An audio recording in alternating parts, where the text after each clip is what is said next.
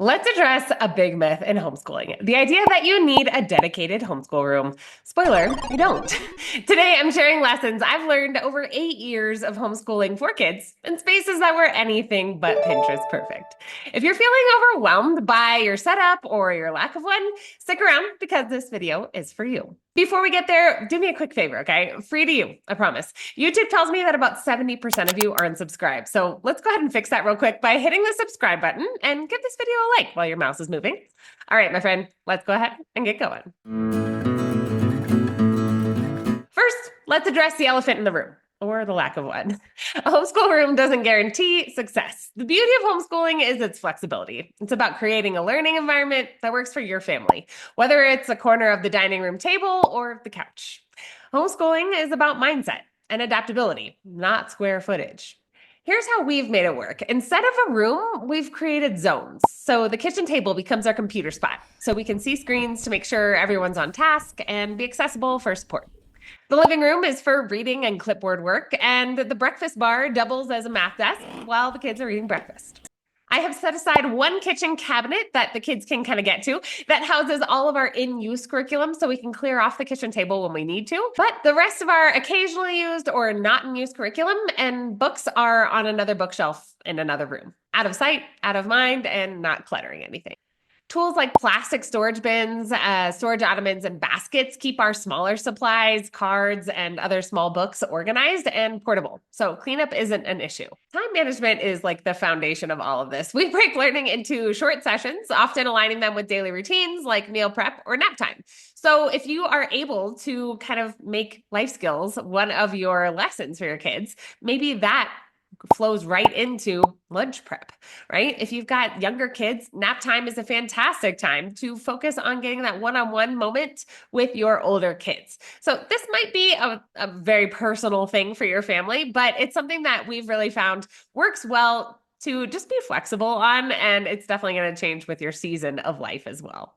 Every year, our homeschool has looked different, and I do not see that changing in the future. So just know if you're just starting this, that it's going to change and try to be okay with that from the beginning. Online resources are lifesavers. We love Libby and Epic. There are also educational platforms like Freckle, Nearpod, and Vocabulary. They help streamline so much of what we do. We really don't need that many books beyond just our core subjects. By the way, these are all free, and I talk about them a lot on this channel. So go ahead and check out this video if you'd like to learn more about them. Speaking of resources, tech is one of those resources that I know our homeschool has really benefited from when we've used it correctly. We've used tools like Nearpod and Vocabulary for interactive lessons and to kind of fill gaps when my kids didn't quite get something. Also, don't underestimate the power of connecting with other homeschool families for ideas and support. I've learned about some of our favorite tools from other homeschool families. We are not an island. So we also make it a point to pass along any curriculum we're not using anymore to other families. This was a huge blessing when others did it for us, and now it feels like a privilege to get to support others. So remember that it is a circle and keep that curriculum moving, friend.